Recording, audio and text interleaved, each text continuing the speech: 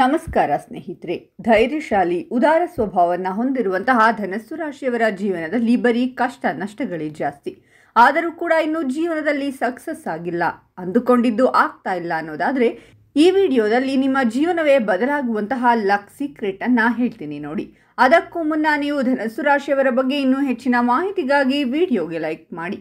ಹಾಗೆ ನೀವಿನ್ನು ನಮ್ಮ ಜ್ಯೋತಿಷ್ಯ ದರ್ಶನ ಚಾನಲ್ಗೆ ಸಬ್ಸ್ಕ್ರೈಬ್ ಆಗಿಲ್ಲ ಅಂದರೆ ಈಗಲೇ ಸಬ್ಸ್ಕ್ರೈಬ್ ಮಾಡಿ. ಹಾಗೆ ಪಕ್ಕದಲ್ಲಿ ಬರೋ ಬೆಲ್ ಐಕಾನ್ ಅನ್ನು ಕ್ಲಿಕ್ ಮಾಡಿ.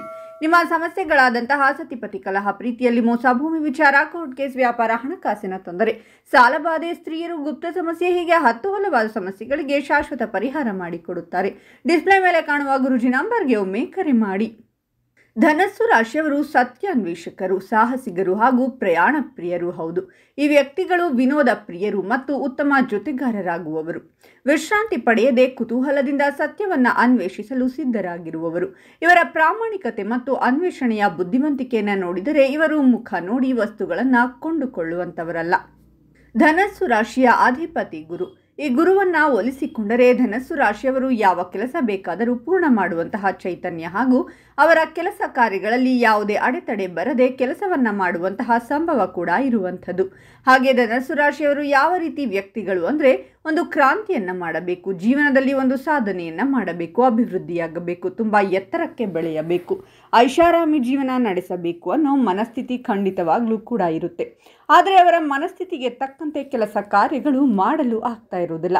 ಸಮಾಜದಲ್ಲಿ ಒಂದೊಳ್ಳೆ ಸ್ಥಾನಮಾನವನ್ನ ಪಡೆಯಬೇಕು ಅಂತ ಹೇಳಿ ಬಹಳ ಹೋರಾಟವನ್ನ ನಡೆಸ್ತಾ ಇರ್ತಾರೆ.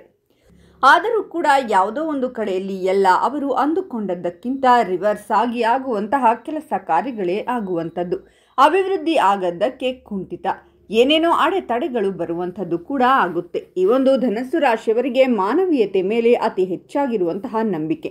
ಅಂದರೆ ನಮ್ಮಿಂದ ಇನ್ನೊಬ್ಬರಿಗೆ ತೊಂದರೆ ಆಗಬಾರ್ದು, ನಾವು ಇನ್ನೊಬ್ಬರಿಗೆ ತೊಂದರೆ ಕೊಡಬಾರದು ಅನ್ನೋ ಮನಸ್ಥಿತಿ ಧನಸ್ಸು ರಾಶಿಯವರಿಗೆ ಹೆಚ್ಚಾಗಿರುವಂಥದ್ದು. ಹಾಗೆ ಮಾಡುವಂಥ ಕೆಲಸ ಕಾರ್ಯಗಳಿಂದ ನಾನು ಮಾಡುವ ಕೆಲಸದಿಂದಾಗಿ ಇನ್ನೊಬ್ಬರಿಗೆ ತೊಂದರೆ ಆಗಬಾರ್ದು ಅನ್ನೋ ಪ್ರೀತಿ ವಿಶ್ವಾಸ ಉಳಿಸಿಕೊಳ್ಳಬೇಕು ಅನ್ನುವ ಮನಸ್ಥಿತಿ ಕೂಡ ಹೆಚ್ಚಾಗಿರುತ್ತೆ. ಧನಾತ್ಮಕ ಚಿಂತನೆಯನ್ನ ಹೊಂದಿರುತ್ತಾರೆ. ಅಂದರೆ ಸುಲಭವಾಗಿ ಏನೋ ಬರುತ್ತೆ, ದುಡ್ಡು ಸಿಗುತ್ತೆ ಅಂತ ಹೇಳಿ ಅಡ್ಡ ದಾರಿಯಲ್ಲಿ ಹೋಗುವಂತಹ ಮನಸ್ಥಿತಿ ಕಮ್ಮಿ ಇರುವಂಥದ್ದು. ಜಾಸ್ತಿ ಅಂದರೆ ನೇರ ಮಾತುಗಾರರಾಗಿರುತ್ತಾರೆ. ಏನೇ ಇದ್ರೂ ನನಗೆ ಇಷ್ಟ ಆಗ್ತಾ ಇಲ್ಲ ಅಂದರೆ ಅವನ ಮುಖದ ಮೇಲೆ ನೋಡು, ಇದು ಮಾಡ್ತಿರೋದು ಸರಿ ಇಲ್ಲ, ನಾನು ನಿಷ್ಠುರ ಆದರೂ ಪರವಾಗಿಲ್ಲ, ನೀನು ಮಾಡ್ತಾ ಇರೋದು ಸರಿ ಇಲ್ಲ ಅಂತ ಹೇಳಿ ನೇರವಾಗಿ ಹೇಳುವಂತಹ ಗುಣ ಮನಸ್ಸು ಯಾರಿಗಾದರೂ ಇತ್ತು ಅಂದರೆ ಅದು ಧನಸ್ಸು ರಾಶಿಯವರಿಗೆ. ಸುಮ್ಮನೆ ಯಾರನ್ನು ಕೂಡ ಹೊಗಳುವಂತಹ ಕೆಲಸವನ್ನ ಮಾಡೋದಿಲ್ಲ. ಸಾಮಾನ್ಯವಾಗಿ ಧನಸ್ಸು ರಾಶಿಯವರು ನೋಡುವುದಕ್ಕೆ ಸುಂದರವಾಗಿರ್ತಾರೆ. ಜೊತೆಗೆ ಒಂದು ಚಿಕ್ಕ ನೆಗೆಟಿವ್ ಅವರ ಜೀವನದಲ್ಲಿ ನಡೀತಾ ಇದೆ ಎಂದಾಗ ಅದನ್ನು ಕೂಡ ಪಾಸಿಟಿವ್ ಆಗಿ ಯೋಚನೆ ಮಾಡ್ತಾ ಇರ್ತಾರೆ. ಇದನ್ನು ಪಾಸಿಟಿವ್ ಆಗಿ ಹೇಗೆ ಯೋಚನೆ ಮಾಡಬಹುದು ಅಂದರೆ ಔಟ್ ಆಫ್ ದ ಬಾಕ್ಸ್ ಅಂತ ಹೇಳ್ತೀವಿ. ಹೊಸ ರೀತಿಯಲ್ಲಿ ಯೋಚನೆ ಮಾಡುವಂಥದ್ದು.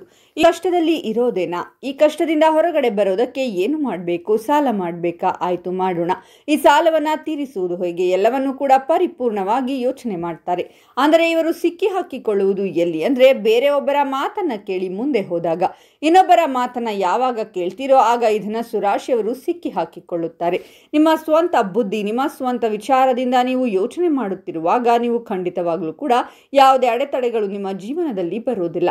ಈ ಧನಸ್ಸು ರಾಶಿಯವರು ಯಶಸ್ವಿ ಉದ್ಯಮಿಗಳಾಗಿರುತ್ತಾರೆ. ಯಾರಾದರೂ ಬಿಸ್ನೆಸ್ ಮಾಡಬೇಕು ಅಂತ ಇದ್ರೆ ಧನಸ್ಸು ರಾಶಿಯವರು ಬಿಸ್ನೆಸ್ ಮಾಡಲಿಕ್ಕೆ ಪರ್ಫೆಕ್ಟ್ ಆಗಿರುವಂತಹ ರಾಶಿಯಾಗಿರುತ್ತೆ. ನೀವೇನಾದರೂ ಬಿಸ್ನೆಸ್ ಮಾಡಬೇಕು ಅಂತ ಇದ್ರೆ ನಿಮ್ಮ ಮನೆಯಲ್ಲಿ ಯಾರಾದರೂ ಧನಸ್ಸು ರಾಶಿಯವರಿದ್ರೆ ಅವರ ಹತ್ರ ಬಿಸ್ನೆಸ್ ಐಡಿಯಾಗಳನ್ನು ಕೇಳಿ. ಖಂಡಿತವಾಗ್ಲೂ ಒಳ್ಳೊಳ್ಳೆ ಬಿಸ್ನೆಸ್ ಐಡಿಯಾಗಳನ್ನು ಈ ಒಂದು ಧನಸ್ಸು ರಾಶಿಯವರು ಕೊಡ್ತಾರೆ. ಹಾಗೆ ದೈಹಿಕ ಹಾಗೂ ಒಂದು ಬಲಾಢ್ಯರಾಗಿ ಇರ್ತಾರೆ. ಇವರು ಜಾಸ್ತಿ ವ್ಯಾಯಾಮ ಮಾಡುವುದು, ಇದರ ಕಡೆ ಗಮನ ಒಂದು ಸ್ವಲ್ಪ ಮೀಡಿಯಂ ಆಗಿರುತ್ತೆ. ಅಂದರೆ ಅವರು ಜಿಮ್ ಸೇರಿದರೆ ಕರೆಕ್ಟಾಗಿ ಜಿಮ್ಗೆ ಹೋಗೋಕ್ಕೆ ಆಗ್ತಾ ಇರುವುದಿಲ್ಲ. ಹಾಗೆ ಮಾಡುವಂತಹ ಕೆಲಸ ಕಾರ್ಯಗಳಲ್ಲಿ ಒಂದು ಸ್ಟೆಬಿಲಿಟಿ ಅನ್ನೋದು ಬಹಳ ಕಮ್ಮಿ ಇರುತ್ತೆ. ಎಲ್ಲೋ ಒಂದು ಸ್ವಲ್ಪ ಮೈಂಡ್ ಡೈವರ್ಟ್ ಆಗುವಂಥದ್ದು. ಯಾಕೆಂದರೆ ಧನಸ್ಸು ರಾಶಿಯಲ್ಲಿ ಧನಸ್ಸಿದೆ ಆದರೆ ಬಾಣ ಇಲ್ಲದೆ ಇರೋ ಕಾರಣ ಇವರಿಗೆ ಗುರಿ ಇದೆ, ಆದರೆ ಗುರಿಯನ್ನು ಮುಟ್ಟಲು ಸರಿಯಾದ ದಾರಿ ಕಾಣುವುದಿಲ್ಲ. ಹಿಂದೆ ಗುರು ಇರಬೇಕು, ಮುಂದೆ ಗುರಿ ಇರಬೇಕು ಅಂತ ಹೇಳ್ತೀವಿ. ಧನಸ್ಸು ರಾಶಿಯವರ ಜೀವನದಲ್ಲಿ ಸರಿಯಾಗಿರುವಂತಹ ಗುರುಗಳು ಯಾರಾದರೂ ಸಿಕ್ಕಿದ್ರೆ ಅವರು ಖಂಡಿತವಾಗ್ಲೂ ಕೂಡ ಯಶಸ್ವಿಯಾಗ್ತಾರೆ. ಆಗಲೇ ಹೇಳಿದೆ, ಧನಸ್ಸು ರಾಶಿಯವರು ಬೇರೆಯವರ ಮಾತನ್ನು ಕೇಳಿ ತಪ್ಪು ದಾರಿಗೆ ಹೋಗ್ತಾರೆ. ನಿಮ್ಮ ಕೆಲಸವನ್ನು ನೀವೇ ಮಾಡಿ ಅಂತ. ಆದರೆ ಒಮ್ಮೊಮ್ಮೆ ಡಿಮೋಟಿವೇಟ್ ಆಗಿ ನೀವು ನಿಮ್ಮ ಕೆಲಸವನ್ನು ಮಾಡಲು ಸಾಧ್ಯ ಆಗ್ತಾ ಇಲ್ಲ ಅಂದಾಗ ಸರಿಯಾಗಿರುವಂತಹ ಗುರುವನ್ನು ಆಯ್ಕೆ ಮಾಡಿ. ಇವರೇ ನನ್ನ ಸರಿಯಾದ ಗುರು, ಇವರು ಹೇಳಿದಂತೆ ನಡ್ಕೊಂಡು ಹೋಗ್ತೀನಿ ಅನ್ನೋ ಮನಸ್ಥಿತಿಯಲ್ಲಿದ್ದಾಗ ಖಂಡಿತವಾಗ್ಲೂ ಕೂಡ ನಿಮ್ಮ ಕೆಲಸ ಕಾರ್ಯಗಳಲ್ಲಿ ಯಾವುದೇ ಅಡೆತಡೆಗಳು ಬರದ ಹಾಗೆ ನೀವು ಕೂಡ ಮುನ್ನುಗ್ಗಿ ಕೆಲಸ ಕಾರ್ಯಗಳನ್ನು ಮಾಡಬಹುದು. ಈ ಒಂದು ಧನಸ್ಸು ರಾಶಿಯವರಿಗೆ ಹೆಚ್ಚಾಗಿ ಮನೆಯಿಂದ ಹೊರಗಡೆ ಕಾಲವನ್ನು ಕಳೆಯುವುದು ಬಹಳ ಇಷ್ಟ ಆಗುತ್ತೆ. ಅಂದರೆ ಮನೆ ಒಳಗಡೆ ಕೂತಿರೋದು, ಡಲ್ ಆಗಿರೋದು, ಯಾವುದೇ ಮನಸ್ಥಿತಿ ಧನಸ್ಸು ರಾಶಿಯವರಿಗಿರುವುದಿಲ್ಲ. ಹೊರಗಡೆ ಹೋಗಬೇಕು, ಫ್ರೆಂಡ್ಸ್ ಇರಬೇಕು, ಫ್ರೆಂಡ್ಸ್ ಜೊತೆ ಸುತ್ತಾಡಬೇಕು, ಹರಟೆ ಹೊಡಿಬೇಕು ಅನ್ನೋ ಮನಸ್ಥಿತಿ ಧನಸ್ಸು ರಾಶಿಯವರಿಗಿರುತ್ತೆ. ಈ ಒಂದು ಧನಸ್ಸು ರಾಶಿಯವರ ಮನಸ್ಸಿನಲ್ಲಿ ಏನು ನಡೀತಾ ಇದೆ, ಮನಸ್ಸಲ್ಲಿ ಏನೋ ಓಡ್ತಾ ಇದೆ ಅನ್ನೋದು ಅಷ್ಟು ಸುಲಭವಾಗಿ ಯಾರೂ ಕೂಡ ಅರ್ಥ ಮಾಡಿಕೊಳ್ಳೋದಕ್ಕೆ ಸಾಧ್ಯವಾಗುವುದಿಲ್ಲ. ಕಾದು ಹೊಡೆಯುವಂತಹ ಗುಣ ಇವರಿಗಿರುತ್ತೆ. ತುಂಬ ನಿಯತ್ತಾಗಿರುತ್ತಾರೆ.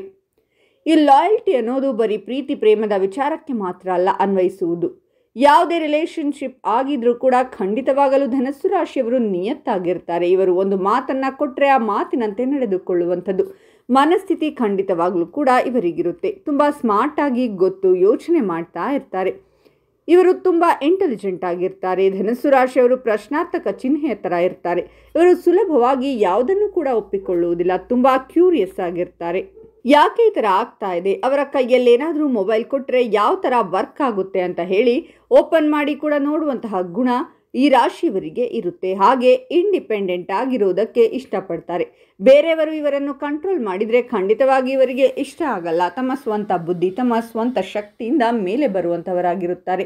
ಇವರ ವೀಕ್ನೆಸ್ ಏನು ಅಂದರೆ ಸ್ವಲ್ಪ ಲೇಸಿನೆಸ್ ಆಗಿರುತ್ತೆ. ಮತ್ತು ಅವರು ಸ್ವಲ್ಪ ಡೌಟ್ ಪಡ್ತಾರೆ. ಅಂದರೆ ಅವರ ಸ್ವಂತ ಶಕ್ತಿಯ ಮೇಲೆ ಅವರಿಗೆ ನಂಬಿಕೆ ಅನ್ನೋದು ಕಡಿಮೆ ಇರುತ್ತೆ. ಧನಸ್ಸು ರಾಶಿಯವರು ಜೀವನದಲ್ಲಿ ಸಕ್ಸಸ್ ಆಗಬೇಕು ಅಂದರೆ ಮಾಡಬೇಕಾದಂತಹ ತಂತ್ರ ಪ್ರಯೋಗಗಳು ಏನು ಅನ್ನೋದಾದರೆ, ಗುರು ಬಂದು ಎಂತಹ ಗ್ರಹ ಅಂದರೆ ಖಂಡಿತವಾಗಲೂ ನಿಮ್ಮ ಜಾತಕದ ಕುಂಡಲಿಯಲ್ಲಿ ಯಾವುದೇ ಸ್ಥಾನದಲ್ಲಿ ಗುರು ಇರಲಿ ನಿಮಗೆ ನೆಗೆಟಿವ್ ಎಫೆಕ್ಟನ್ನು ಕೊಡೋದಿಲ್ಲ. ಒಂದೊಳ್ಳೆ ಸ್ಥಾನದಲ್ಲಿದ್ದರೆ ಖಂಡಿತವಾಗಲೂ ಒಳ್ಳೆಯದನ್ನು ಮಾಡ್ತಾರೆ. ನೆಗೆಟಿವ್ ಸ್ಥಾನದಲ್ಲಿದ್ದರೆ ನಿಮಗೆ ನೆಗೆಟಿವ್ ಎಫೆಕ್ಟನ್ನು ಕೊಡೋದಿಲ್ಲ. ಬದಲಿಗೆ ಅವರು ನ್ಯೂಟ್ರಲ್ ಎಫೆಕ್ಟನ್ನು ಕೊಡ್ತಾರೆ. ಅಂದರೆ ಮೈನಸ್ ಕೊಡೋದಿಲ್ಲ, ಪ್ಲಸ್ ಕೊಡೋದಿಲ್ಲ.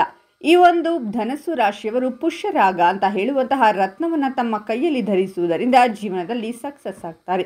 ಇನ್ನು ಪ್ರತಿಯೊಬ್ಬರು ಮಾಡಬೇಕಾದಂತಹ ತಂತ್ರ ಪ್ರಯೋಗ ಏನು ಅಂದರೆ ಕಾಬೂಲ್ ಕಡ್ಲೆ. ಇದನ್ನು ನೈವೇದ್ಯದ ರೂಪದಲ್ಲಿ 7 ಗುರುವಾರಗಳ ಕಾಲ ರಾಘವೇಂದ್ರ ಸ್ವಾಮಿ ಅಥವಾ ಯಾವುದೇ ಗುರು ದೇವಸ್ಥಾನದಲ್ಲಿ 1 kg ಇದನ್ನು ದಾನ ಮಾಡಬೇಕಾಗುತ್ತೆ. ಮತ್ತು ಈ ಒಂದು ಸುಲಭ ಮಂತ್ರವನ್ನು ಪ್ರತಿದಿನ ಹೇಳಬೇಕು. ಇದು ಪ್ರತಿಯೊಬ್ಬರಿಗೂ ಗೊತ್ತಿರುವಂತಹ ಮಂತ್ರ.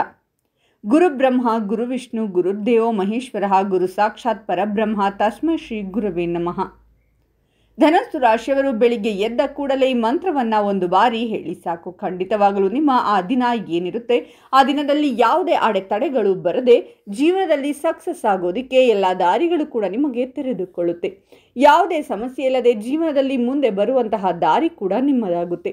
ಯಾವುದೇ ಅಡೆತಡೆ ಬಂದರೂ ಕೂಡ ಮುನ್ನುಗ್ಗುವಂತಹ ಚೈತನ್ಯ ನಿಮಗೆ ಬರುತ್ತೆ. ಗುರುಬಲ ಅನ್ನೋದು ನಿಮಗೆ ಸಿಕ್ಕಾಗ ನೀವು ನಿಮ್ಮ ಗುರಿಯನ್ನು ಮುಟ್ಟೋದಕ್ಕೆ ಸುಲಭ ಆಗುತ್ತೆ. ನಾನು ಆಗಲೇ ಹೇಳಿದ ಹಾಗೆ ಧನಸ್ಸು ರಾಶಿ ಅಂದರೆ ಬಿಲ್ ಇದೆ, ಆದರೆ ಬಾಣ ಇಲ್ಲ. ಅದೇ ಈ ಬಾಣ ಯಾವುದು ಅಂದರೆ ಗುರು. ನಿಮ್ಮ ಬಾಣವನ್ನು ನೀವು ಪಡೆದುಕೊಳ್ಳಬೇಕು. ಹಾಗಾಗಿ ಗುರುವಿನ ಆರಾಧನೆ ಮಾಡಿಕೊಂಡು ಬನ್ನಿ.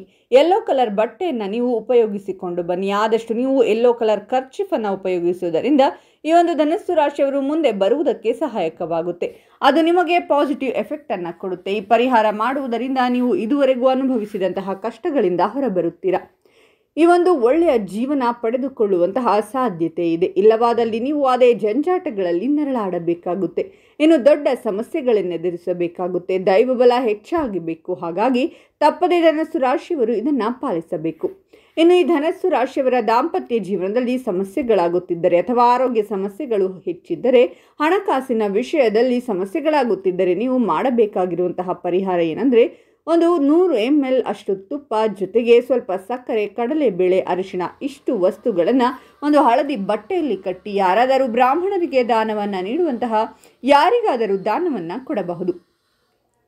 ಈ ದಾನವನ್ನು ನೀವು 7 ಗುರುವಾರಗಳ ಕಾಲ ಮಾಡುವುದರಿಂದ ಎಲ್ಲ ಸಮಸ್ಯೆಗಳು ಕೂಡ ನಿವಾರಣೆಯಾಗುತ್ತೆ. ಹಾಗೂ ನೀವು ಮಾಡಬೇಕಾದಂತಹ ದೇವರ ದರ್ಶನ ಯಾವುದು ಅಂದರೆ ಮಹಾವಿಷ್ಣು, ಹರಿಯ ದರ್ಶನ ಅಥವಾ ಹರನ ದರ್ಶನ, 2ರಲ್ಲಿ 1 ದರ್ಶನವನ್ನು ದಿನನಿತ್ಯ ನೀವು ಮಾಡುವುದರಿಂದ ಖಂಡಿತವಾಗಲೂ ನಿಮ್ಮ ಜೀವನದಲ್ಲಿರುವಂತಹ ಕಷ್ಟಗಳು ಪರಿಹಾರವಾಗುತ್ತೆ. ಜೊತೆಗೆ ಜೀವನದಲ್ಲಿ ಮನೆಯನ್ನು ತೆಗೆದುಕೊಳ್ಳುವಂತಹ ಯೋಗ ಗುರು ವಕ್ರನಾಗಿದ್ದರೂ ಕೂಡ ಎಲ್ಲ ರೀತಿಯಾಗಿರುವಂತಹ ಫಲವನ್ನು ಪಡೆಯುವಂತಹ ಯೋಗಗಳು ಕೂಡ ಪ್ರಾಪ್ತಿಯಾಗುತ್ತೆ. ಇನ್ನು ಈ ಮಾಹಿತಿಯನ್ನು ನಿಮ್ಮ ಎಲ್ಲ ಧನಸ್ಸು ರಾಶಿಯ ಸ್ನೇಹಿತರಿಗೂ ಹಾಗೂ ಸಂಬಂಧಿಕರಿಗೂ ತಪ್ಪದೇ ಶೇರ್ ಮಾಡಿ. ಅವರು ಕೂಡ ಕಷ್ಟಗಳಿಂದ ಹೊರಬರುವಂತಾಗಲಿ, ನಿಮಗೂ ಒಳಿತಾಗುತ್ತೆ. ಈ ಪರಿಹಾರವನ್ನು ಮಾಡಿ ತಿಳಿಸಿ. ರಿಸಲ್ಟನ್ನು ಕಾಮೆಂಟ್ ಸೆಕ್ಷನ್ನಲ್ಲಿ ತಿಳಿಸಿ. ಧನಸ್ಸು ರಾಶಿಯವರ ಬಗ್ಗೆ ಇನ್ನೂ ಹೆಚ್ಚಿನ ಮಾಹಿತಿಗಾಗಿ ನಮ್ಮ ಚಾನಲನ್ನು ಸಬ್ಸ್ಕ್ರೈಬ್ ಮಾಡಿ.